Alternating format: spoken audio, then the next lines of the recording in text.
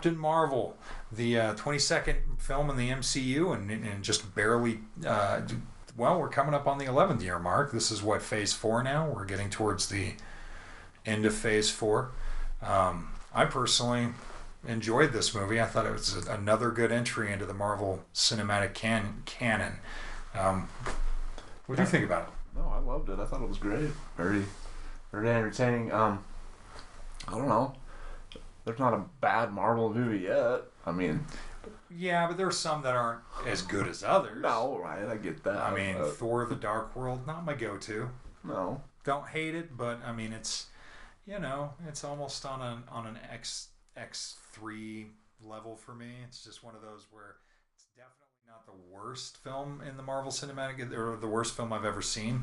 It's not like Manos: The Hands of Fate or Miami Connection or The Room or any of those movies, but just kind of a disappointing sequel. But I think they've been on a roll ever since Captain America: The Winter Soldier. I think every film since then has just been building, and it's getting better and better. Because I mean, Iron Man 2 and 3, I wasn't overly. They're fun, but they're not awesome like the first one was. But you know what I mean. I just can't believe it's been over a decade already. I know, it's crazy.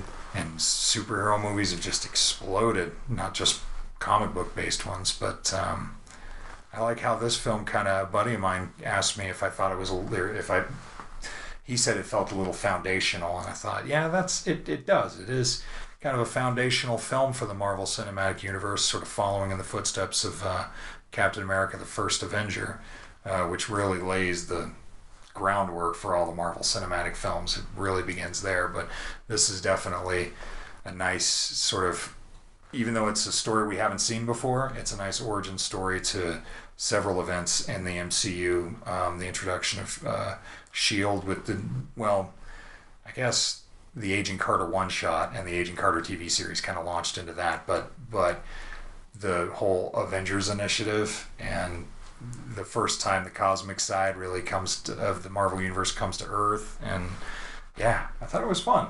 Yeah, I like how it throwback to the 90s, man. I mean, it's got Blockbuster Video in there. I love how she crashed. Who else misses Blockbuster Video? Me. I know. There's one left, right? In Oregon, and everybody should make a trek up there to support them. Because why not, right? Go there, buy some used Blu-rays or 4Ks with the Blockbuster logo. This time I wouldn't peel them off. I used to peel those. Oh, I hated them. But now I'd be proud to have a Blockbuster sticker on there. I used to actually work for Blockbuster for years as a assistant manager, so that was a lot of fun. Yeah. In fact, we had an airplane crash into the roof of our building once, but it's a whole other story. No lie. Oh, it has some good 90s music in it. I know you probably disagree, but I liked some like Elastica, Beastie Boys. Yeah, down with that. Yeah, you're the one who had a problem with some of the songs. You like, what was it? The Chasing Waterfall? No, it wasn't. Oh yeah, TLC. He didn't I don't have a problem with TLC, but he was getting a little antsy.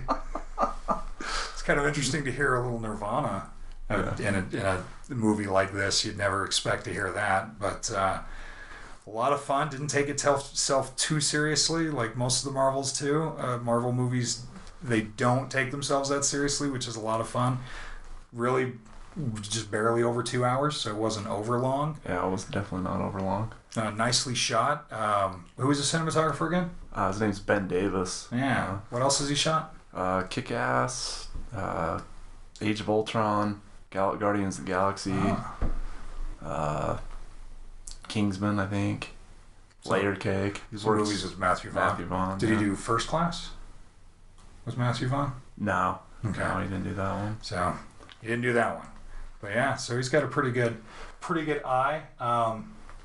A lot of CG in it, which is okay. It's just after a while, sometimes I feel like I'm watching cutscenes from video games, But the action was really, I don't know, it moved really, really quickly, but you could still see everything that was happening. So it wasn't like a Michael Bay chaotic, what the heck's going on here kind of fight scene. Yeah, you can't tell which direction they're coming from. Yeah. Everything's shaky cam, yeah. Not in this one. Oh. Nope. really good, incredibly good cast. I was really surprised.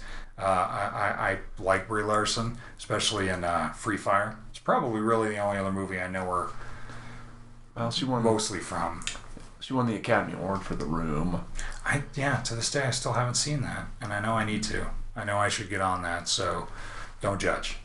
Can't see everything at once, so I'll get on that. Maybe I'll even do a review. So if you want to see us do a review of The Room, go ahead and not to be mistaken of The Room with the disaster artist. Oh, what's his name? Something Say, I don't know. Tommy Wiseau. Yeah. Tommy Wiseau. Oh boy. Right. So no, not to be confused with that Room, but a different. Yeah, that came out what, 2016, 15? Yeah, I think it was. Okay. I don't know. I'm terrible. Sorry. Sam Jackson, boy, it was so good to see Nick Fury back, right? Yeah. Oh yeah. Like, it was really good to see him back. It's pretty crazy how they made him look, 20 years younger. Yeah. Awesome. Yeah. Very Same cool. thing with Clark Gregg back as Agent Coulson. I love Coulson. I'm a fan of Agents of S.H.I.E.L.D. That show started off hit or miss, but it is just, and I think every season just gets better and better and more intriguing. And they had their whole cosmic side last season where they had Kree, not Kree warriors, but Kree royalty and some warriors. And so it's kind of nice to see, Clark Gregg, Agent Coulson sort of, he's green, he's rookie in S.H.I.E.L.D. And I really thought that was cool what they did with him too. And of course, Jude Law, Annette Bening, they're a really good cast. Ben Mendelsohn. Awesome. Yeah. Australian actor. Now you know him from Rogue One, A Star Wars Story, Ready Player One, and the Robin Hood movie. Who directed this? I don't know the director, but yeah, Jamie Foxx and Kid from the Kingsman. Didn't see it. Dagger Edgerton or something. Yeah. Sorry, didn't see it. Didn't really look that interesting, so I'm gonna have to decline on that. No offense. Maybe one day when got nothing else going on and it's on Netflix, I might just, one of those days where you just don't feel like getting dressed and you're just hanging out and you got nothing, something to just kill the brain. But, so yeah, Ben Mendelsohn, he's a really good actor. And he kind of came out of nowhere for me. I don't recall seeing him in anything prior to The Dark Knight Rises. But then between Dark Knight Rises and Rogue One, I don't know if I saw him in anything. Well, he was in Killing Them Softly, that Brad Pitt. Oh, that's right, yeah. He was a heroin addict, and it was he did a really good job in it. And that was after Dark Knight Rises, wasn't it? Yeah. Okay. Yeah. So I completely forgot about that, so it slipped through the radar on me. But I think I saw that after I'd seen Rogue One. But he actually kind of steals the show, I think. Yeah. Oh, yeah. And I really liked the design of the Skrull, because they're an iconic Marvel alien race that's been around since the 60s. They were, as far as the comic books go, their actual canonical appearance. I know that they were in quite a bit of Fantastic Four's run back when it was Stan Lee and Jack Kirby. And to see them rendered in a style that's very similar to their original look just made me extremely happy. I was glad they didn't get completely redesigned. And I don't know. I think Stan Lee's cameo is probably one of his best cameos. It's fucking awesome. Yeah, it was great. I loved it. Yeah, if you're familiar with his cameo in Kevin Smith's Mallrats all the way back in '95, which is where this movie takes place, it was a really nice little shout out to that whole performance, because I forgot that the movie takes place in L.A. Right, because they don't really focus on L.A. and any major landmarks. Like, they don't have any fight scenes in from the Hollywood sign or anything like that, which is cool. So you forget, you're thinking, it's new. For some reason, I kept thinking it was New York for a minute. I mean, she's on a subway, like, it's not a sub, but it is. Is it? It's like a SkyTrain, right? It's more like above ground. But it always reminds me of, like, New York for some reason. And then to see him there, Stanley, and she smiles at him, and he smiles at her, and he's got the Mallrats script. Oh man, that made me so happy. And then it brought me back into the idea, oh yeah, that's right, this is set in LA, where most of the Marvel movies and TV shows take place in New York, with the exception of like Ant-Man's in San Francisco. Right.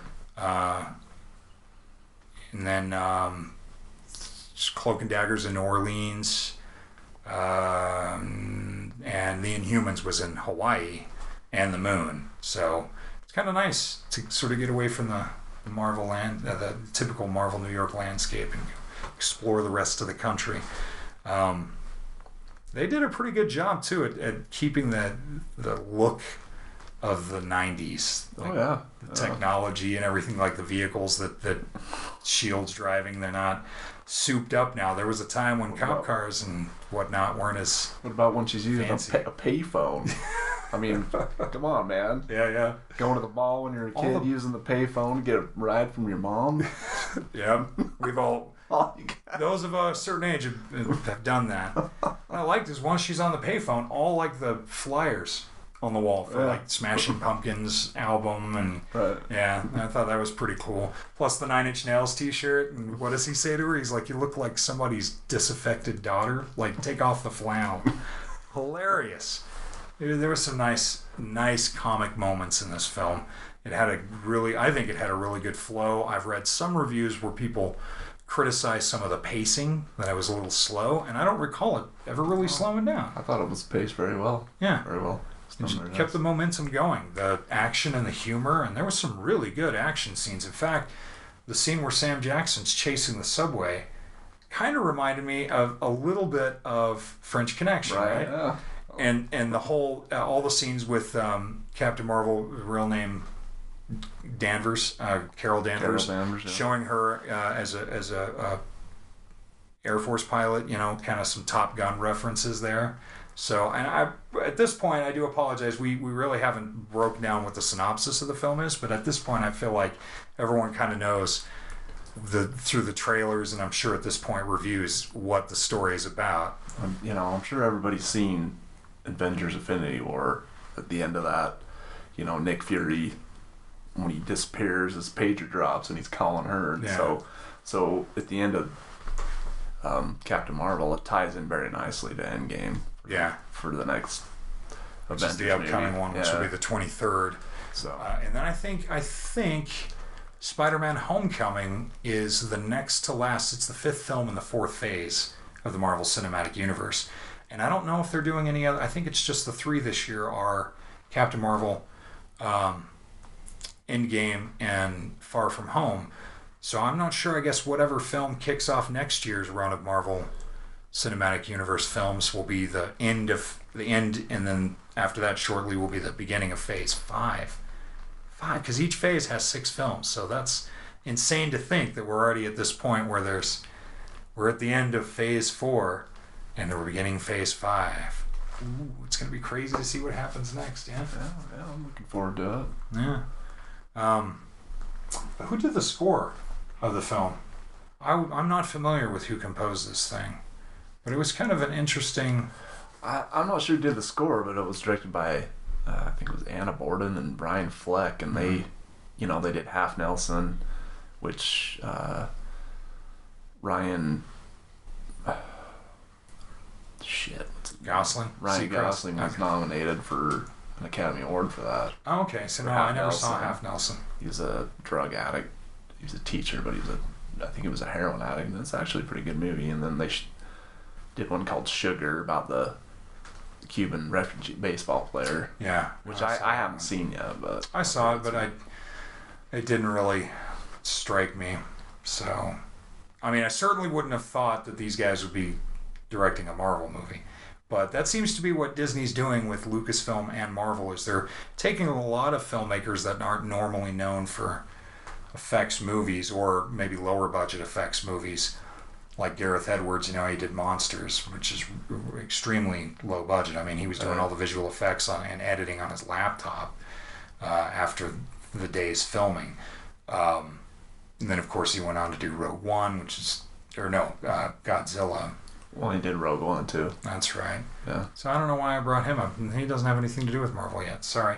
Yeah, that's right. No, because he was brought into Star Wars. So what I'm saying is like Disney, yeah. They seem to be grabbing a lot of indie filmmakers and I mean, people like Rian Johnson, who had never done anything like a Star Wars movie before. I mean, Looper is science fiction, but it's not a big effects-heavy science fiction film.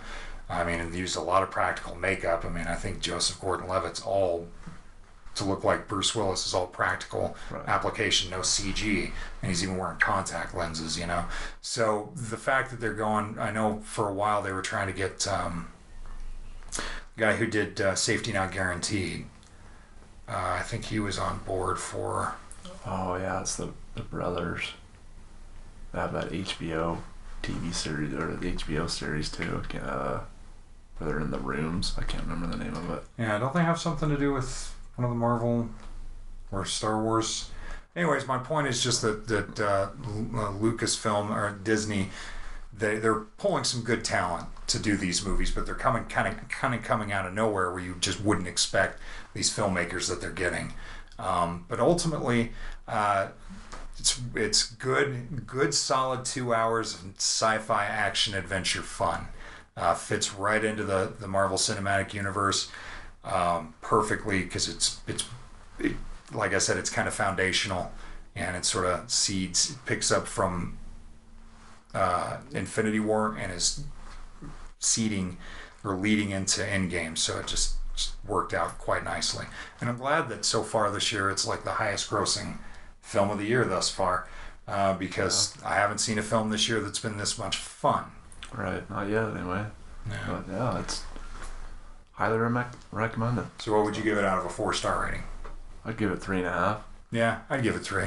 Definitely check it out. And thank you for joining us in our quick review of this movie here. And please like and subscribe and tune in next time. We've got some good reviews coming up here over the next few weeks. Some cool movies and TV shows we'd like to talk about with you. So thank you very much for joining us, and we appreciate the support. And yes, thank you. Take care.